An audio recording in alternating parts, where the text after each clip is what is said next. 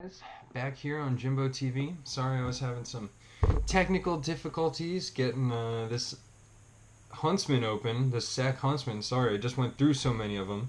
You would know that if you caught the last video. You know, I was checking out these awesome SAK Warthogs. I'll let you go check that out to see for yourself. I have one last one to show here because I think it might be my personal favorite. This is the Huntsman. So, unlike the rest of the ones, in the back here, it has the classic wine cork opener that I really find useful. Being someone who can't drink beer anymore, I drink a lot of wine now. This is a very interesting tool, which I actually don't know its purpose. It looks like some kind of, I'm gonna have to guess it's like some kind of gutting tool. Since it's called the Huntsman, it's got a hook here. But you know, these hooks are very useful for all sorts of camp tasks. You know, you can just hook it on something and use this as a handle, makeshift handle to grab some hot pot off the fire or something like that. All sorts of different things I could think of.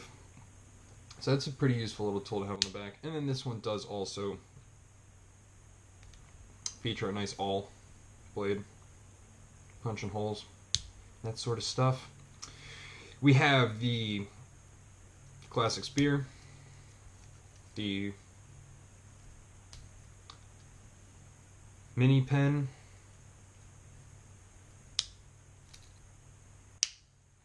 we've got the classic cannon bottle openers, and then the middle features two very useful tools. And it was the Tinker. No. Sorry. Yes, I grabbed the mechanic, but this Tinker here has. Is this the Tinker? Which one is that? Here it is. One of these has a. No, this was the saw one. Which one has the nice little clippers? Might only be this little SD. I remember there being some clippers. Maybe it was the Swiss Champ has the big clippers in it. But anyway, the really nice part about this Huntsman is that it not only has the saw blade, but it also has the clippers. So, I gotta say, well, the Swiss Champ has all the bells and whistles. I mean, it's got the, it's got the wrench also, it's got the ruler, it's got the magnifying glass. It's pretty crazy. That thing's pretty crazy. This has what I needed in it. I like the saw, I like the clippers a lot. These are some nice big clippers too to be able to actually use, unlike these tiny SD ones, which are super nice to have in a pinch on your keychain, you know. Where are they? Right here.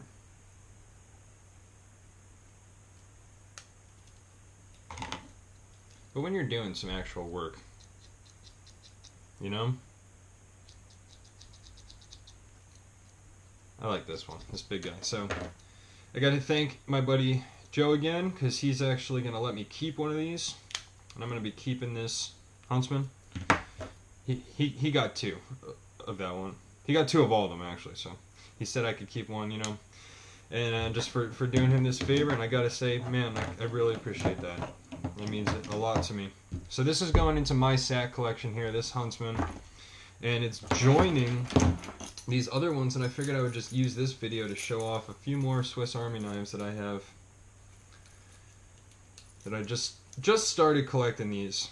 This is a new thing for me, because you know what, the price point is right for collecting them. I love Swiss Army, I always have. It's always been like a really a classic red Swiss Army knife was always just the knife that I kind of grew up having. My dad would give me a couple of those and stuff. Anyway, the first one that I got, this was gifted to me, is this green lumberjack. And this one is definitely the thinnest of them all. I love how thin these are compared to these big guys. This is something that I'm going to bring. It's called the Huntsman, and I'm putting it in my hunting pack, and it's going to be a really useful knife to have, you know, along whenever I'm out in the brush and stuff. But this green one's nice. I think I showed it on the last video. It's got a spear. And it's kind of nice how these ones are just kind of down to the essentials, you know? These other ones they're real thick and meaty.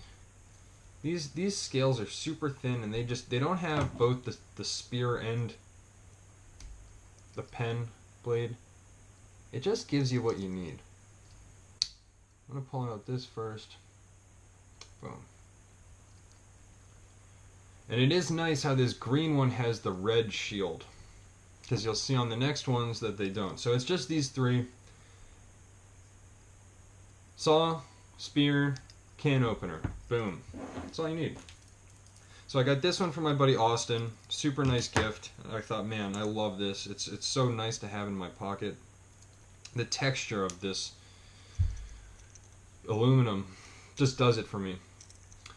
And then I went out to Georgia and visited with my good buddy Caleb, who I know through the Bark River Facebook group, a couple other Facebook groups, all knife related. And we were gonna try to do a trade, but just wasn't in the cards. But he decided to just give me this straight up for, I had given him a knife a while ago actually, and he just felt like returning the favor. So while I was there, and he knows I'm a huge fan of the orange, so this has obviously been getting a lot of pocket time ever since I got it. It's been on my keychain, and I think it's a much more useful configuration than this green one, to be honest. How often are you using that saw blade? Well, not very often. So let's put that away. Talk about this one. Orange has the spear, has the other two. This one has only the can opener. This one has the can opener and what I find to be the more useful bottle opener, because I'm popping bottles a lot more often than I'm opening cans of food in my urban environment. But the fourth tool that it has here is a really nice dulled edge pumice board, so you can file your thumb down when you break it open in slip joint knives. And you can just I like using this tool a lot to like dig out random stuff and not have to worry about my blade's edge. So I think this orange one, if you can get your hands on this, this is the perfect configuration. I don't know the name of it, but check it out.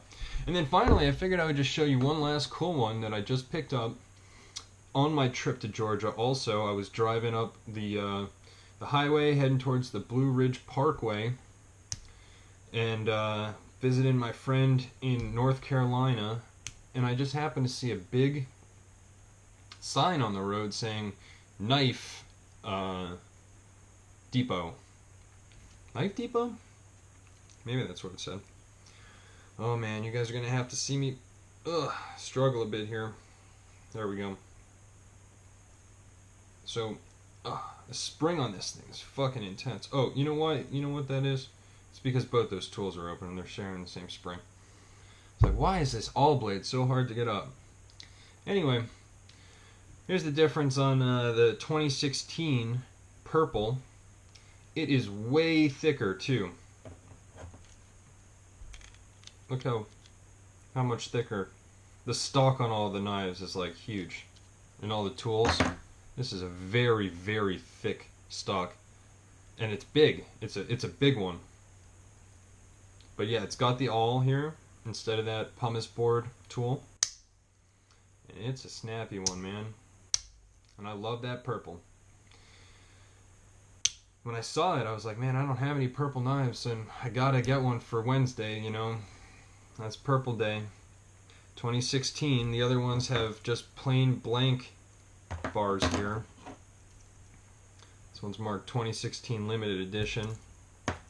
And when I saw it in that counter, man, I just had to have it.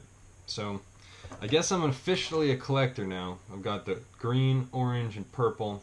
I need to get a red Alex. I need to get a silver. They got black. They got a blue one, man. I'm keeping my eyes open. So if you want to buy or trade or sell or trade any to me, hit your boy up.